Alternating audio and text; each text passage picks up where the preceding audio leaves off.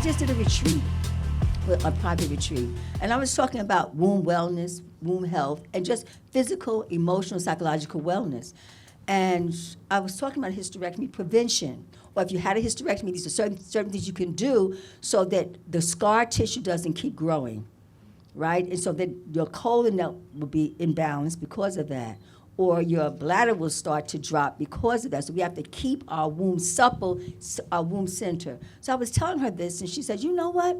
5 of my friends, between my friends and my family, have had hysterectomies. And I said, well, how you're living, you're on your way. It's a pipeline. But if you change your lifestyle now, then maybe you can prevent it. Or if you've had it, maybe you can give wisdom to the young ones because you've made your changes. So these are just two. The sugar is one, the dairy is one, and then the meat. So you say, well, I can't give up my meat. Well, meat causes aggression. It causes you to attract aggression and violence. So the less meat you take, the more at peace you are, and it shows up in your blood. Your blood boils, literally. And so when you start detoxing and then work with alternatives, you say, well, I do still want to have animal content. Then you cut out the pork first, then cut out the beef. You give yourself a season to do it. And then come down to the chicken, organic, remove the skin so that the fat from the chicken is not in the arteries causing poor circulation and numbing with your face, pre-stroke, with your legs and your hands. And then eventually say, now I'm down to fish. Can we make that journey? You think we can make that journey? Right. And then when you get to the fish, you say, I'm feeling so excellent that I think I'm going to go a little deeper. Then you start taking the seaweed, the dulse, the kelp, the nori, put that into your vegetable soup. It gives the same aroma, the same flavor. Emotionally, you'll be more satisfied, and you won't wake up sick and poisoned. Cancer of the colon is the second highest form of cancer in the United States. That is a problem. That is an issue. That means we're eating a lot of food that's not being processed. Just like we have a lot of relationships that we haven't processed. We have to process the food. We have to process our relationships because they're really one and the same. Who's bothering you? Who's getting you aggravated? You're going to go to that cookie, that pie, that hamburger, those french fries. It's connected. If you watch your emotions in the midst of eating or having a strong craving, you were upset. You were hurt. You were lonely. You were wounded. Sometimes the food becomes your best friend. Sometimes the food becomes your companion. Sometimes you eat the food in the bed. That's your lover. Food does a lot of different things. So you have to eat. So if you want a nightcap, get yourself some cherries and get your sliced oranges or just have the melons and slice them up really nicely, light a little candle, and take that to bed. You won't wake up sick the next day. So we are truly what we eat. And if we want to get better with age, that's the gift of the Most High. If we can actually get better with age, you can actually drop diseases every 21 days, another disease will leave. I would put you to this challenge. Write down every issue that you have. Look at yourself nude in the spirit and say, okay, I have this pain here, I have that pain. Record everything. My mind swings back and forth. I keep attracting relationships that are not loving. Write it all down, as much detail in body, in mind, in spirit, and in finance, all of it together. Then start your cutting back on all those substances. And then putting in the vegetable proteins, the beans, the peas, the lentils, the avocado, especially avocado. Avocado a day will keep the doctor away. Because the avocado will lubricate the colon so you don't have a backup of waste. If you have a backup of waste, the waste will poison the mind. It poisons the bloodstream. It bogs down the colon, so the colon now sits on the bladder, and the colon, the bladder is now sitting on the uterus. So we've got just doing an avocado a day, or making an avocado dressing on your salad to make it tasty and delicious. Make sure every day you have a large salad, twice a day. And get yourself a cup of okra if you're not regulated. And just chop that really small, put that into your salad, put your avocado dressing, which is avocado, olive oil, maybe a little Cajun or sage, blend that all together, and that's your dressing. So now you have a protein, you have a green, and then your carb, you may have a light carb. Maybe not a white potato, maybe you'll have a sweet potato instead. Maybe instead of white rice, you'll have brown rice or black rice. So, and maybe you won't have that. You may have some couscous. So just start to eat lighter with more awareness. Take your time and eat.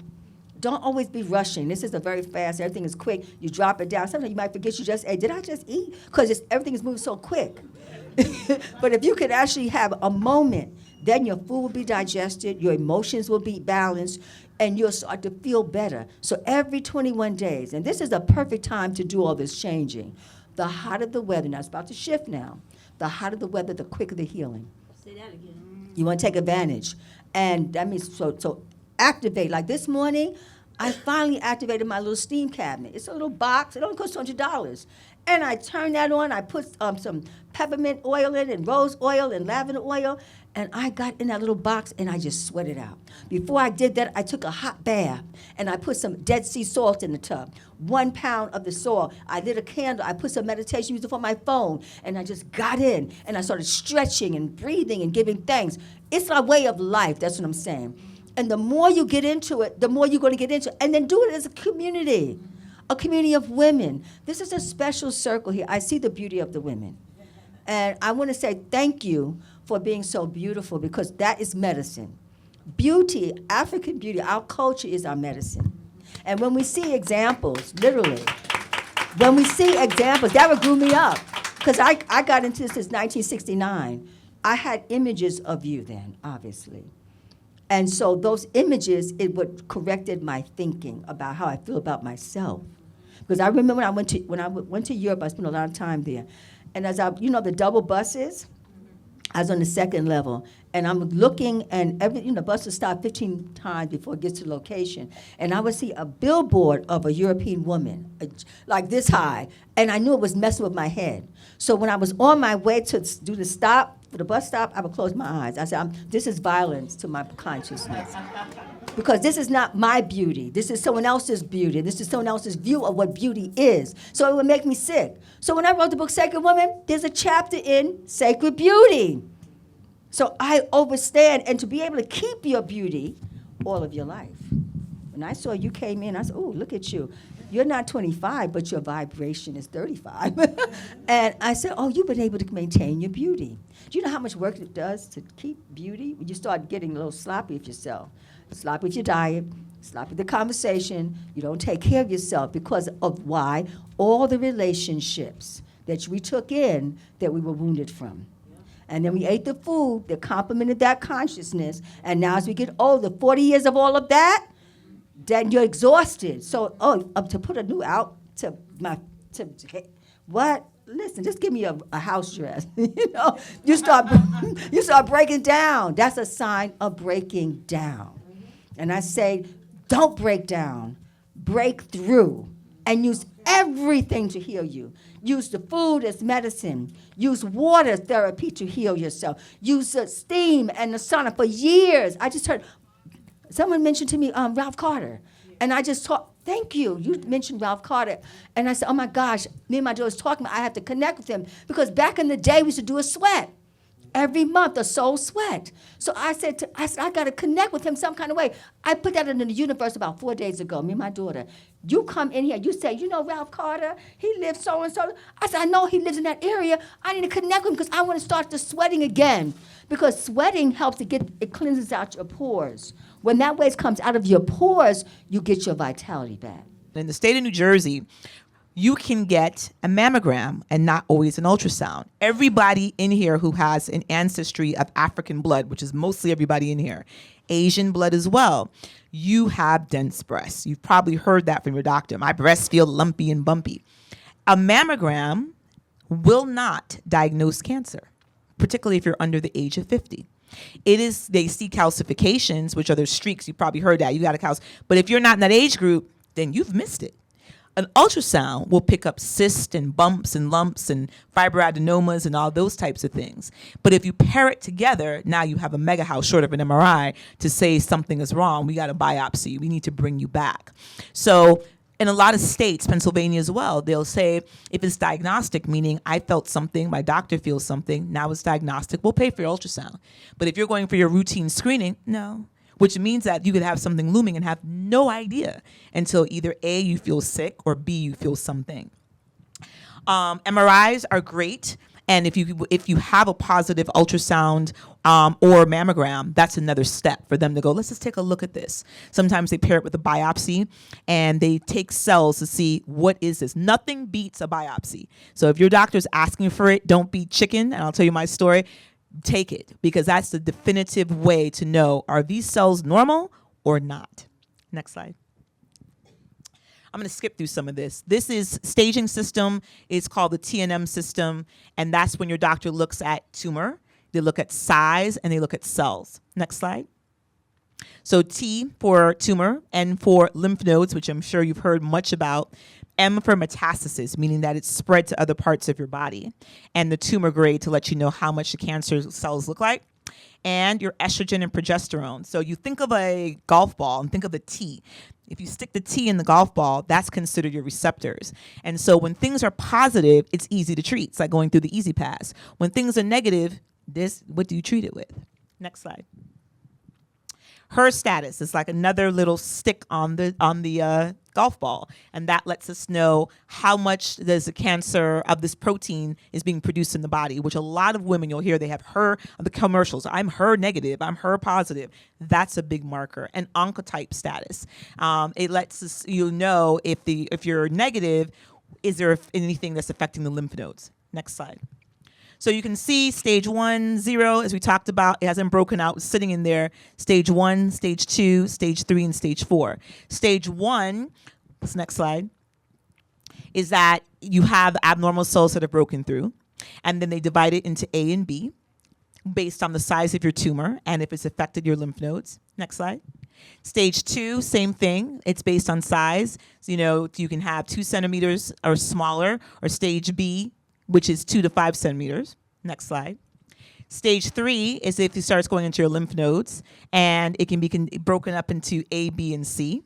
Next slide. And then stage 4 is the metastasis, when your doctor has told you, look, we see it in your chest wall, we see it in your lungs, we see it in your brain. Those things can happen. So treatment. And, prevention is everything. And Queen Afua, I'm sure, is still in here listening, saying, So treatment for cancers are surgery. You've heard of mastectomies. You've heard of them taking off your breast, mastectomy. You've heard about lumpectomy, where they take out the tumor. Hormonal therapy, depending on the type of cancer, they may put you on oral medication. Targeted therapy, there's immunotherapy, where they try to get your body to help kill those cells with certain treatment. Radiation therapy, where you're sitting under this big, I used to call it going to the club, because I think that out of pain comes laughter. So I would say, it's like cheers, here we are again. They would be like, doc is nuts. I'm like, all right. And you sit there and 15, 20 minutes, and it targets the actual tumor. And then the dreaded chemotherapy that many of you have seen and know about. Next slide. So you're like, what the heck is that? That's me. So my story is, I had a history of what's called a fibroadenoma, non-cancerous mass. I had one at 16, and I remember telling my mom, my sister who's here, hi sis, what is this? And my mother was like, no, we're going to the doctor. Fibroadenoma, diet again. I just started drinking a lot of caffeine. I was in a high-powered program to go into college, and I was tired, and I had to cut back. They took it out. I was great. Then when I was in my residency, it came back. And I was like, I'm stressed out. I'm not sleeping, and I'm trying to do surgery and all these types of things. And we had it removed. I remember my dad came and got me, flew me back to Miami to study, passed my exam, and I came back. So I'm thinking, we're great. 2/17, I feel something. And I'm like, is it back? And it's back. Now I'm a full-time attending. I'm doing surgery, so I know this stuff. And my OBGYN, Dr. Nicola Pemberton, who's one of the first Black women to own a birthing center on the East Coast. Bad chick. I tell her about it. She connects me with Margaret Sacco, who is Sloan Kettering trained, white woman, but fantastic. And they observe it, and they're like, it's just a fibroadenoma. No one told me to take it out. So I said, okay, let's observe it. Yes. 2/18, I'm going to go do surgery, and I lean over, and I'm like, ooh, that kind of hurts. So I start thinking I have cancer and getting my mind crazily. I go back to Dr. Sacco. She biopsies it, and she's like, it's negative. So I'm like, okay, well, let's leave it alone. We'll watch it again. 2/19, I'm feeling myself. I'm going to the vineyard. So I delay doing my ultrasound mammogram. I come back, I do it, and they're like, it's positive. And I'm like, positive for what? They're like, we're not sure. Let's do a biopsy. So I'm like, I go to my mom and I said, my mom, has this happened to you? That's a natural person you would look at, is your parent, right? Or grandparent, aunt. She said, yes, but it was negative. I delayed my biopsy.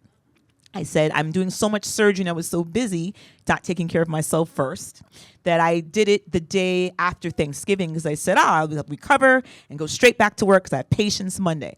12/3/2/19, I get that phone call. So she calls me and I know her and I say, hey, yep. You want me to take it out on the time? I'm doing January. And she says, sit down. You know, sit down is not good if I'm a surgeon. I said, sit down for what? And she says, you have breast cancer. And I just, what? And she tells it to me medically because she knows that I'm probably going to break down, but medically my brain can process everything. She's like, your HER2 looks like, and we think you're stage 2, and da-da-da-da-da-da. And I'm like, nah, this can't be happening. So I literally lost it. And I remember my colleague speaks 5 languages and I speak Spanish, and he was speaking to me English, Spanish, Portuguese. He was like, I got to get through to you. Nothing worked. And then he said, doctor, what do you have? And then my brain switched on and I spit it out. So the first thing was, what happened? So he's like, call your sister. And I'm like, at the time, my sister was up for a new job. And I was like, no. He said, call your sister. My sister, being amazing, came. My OBGYN, Dr. Nicola Pemberton, I told her, she shut her practice down. She said, there will be no more patients for today. My nurse practitioners are taking over. Dr. DeCoteau has been diagnosed. Normal people don't get that, right? We all go to the doctor. And she's like, I know you're not going to go home and sleep. I'm waiting for you. Which doctor waits for you? Okay, so we get there, and literally, my sister is writing everything down. She's an attorney, perfect, and they're going back and forth. The surgeon and the OBGYN, what do we do for this woman? And I'm sitting there like ping pong, which I'm like, this never happens. This is not reality. And then we made decisions. Next slide. So I decided, I'm a thing of what's my percentages. And a lot of times people doctors will do it, but you should do this. But why? And a lot of times you don't get that why. Black women know a lot of times we don't get that why. I'm like, you're going to tell me why. And you're going to break down, remember I do surgery, percentage of if I choose this versus that. And it better make sense. The other thing that we don't do is we don't get a second opinion. Don't believe your doctor. I had a whole team. My OBGYN, when this happened, my medical oncologist, another good friend of mine, my interventional radiologist and I knew the same people. So I had a team. And my doctor was like, you really do have a team. She was like, you ready?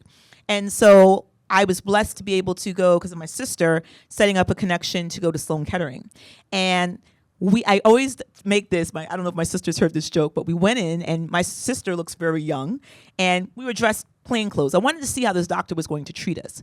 She did not address my sister, and her client is Sloan Kettering, so keep that in mind. She addressed me. And when she gave me treatment, I just started laughing. And I said, were you going to tell my sister that this could cause me to have heart failure? Because she didn't know I was a doctor. And I looked at her. She looked at me, and I told her what I did. I told her who my sister was. Sorry, now we're backtracking. And I said, so what you're not, all I need to know from you is, do you agree with what my team wants? Oh, yes. Who's your doctor? I said, one of yours? She looked at me, the conversation was over. So I knew that I wasn't, people have great experiences. I did not have a great experience with them, but at least I knew that this team, coming out of their feelings with knowing me, had gotten the best thing for me. I had written a column about Theodore Roosevelt. There was a PBS documentary about the Roosevelt family, and I could see you mentioned the rose-colored glasses. Well, they lied about Theodore Roosevelt. He was quite the racist. He sent some black soldiers who were under attack. They were about to be lynched in Brownsville, Texas. They fought back. He waited till after Election Day to send them all to jail. Now, in those days, early 1900s, most black people were Republicans. So he waited until after Election Day to send them to jail. He was an open white supremacist. Anyway, I wrote a column about the things that this documentary, glowing documentary, had left out. And a donor and friend to Black Agenda Report said to me, he said, you should write a book about all the presidents. And I did. And so here's the book, Prejudential. You can get it from the publisher, Steerforth Press, from Amazon, from Barnes & Noble. It's not in a lot of stores still, but you can order it through a bookstore. And I wrote from George Washington to Donald Trump. Let's start with old George. Let's start with George. Well, let me tell you where I started with George Washington. Who was taught that he had wooden teeth?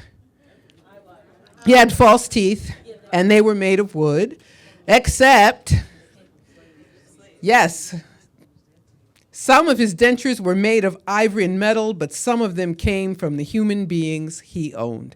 He and his wife, Martha. Martha was a rich widow. Rich in Virginia at that time meant a big slave owner. She held about 200 people. He had a mere 50 or so. And that's where his wealth and influence came from.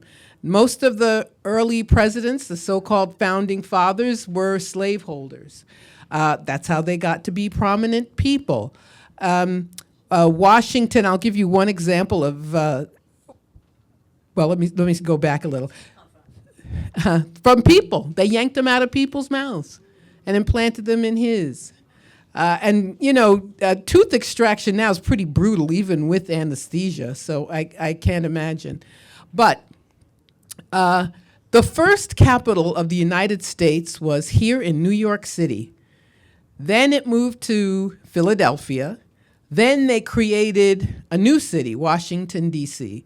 Now, why would you build a new city when there were all these cities on the East Coast? It kept going further and further south.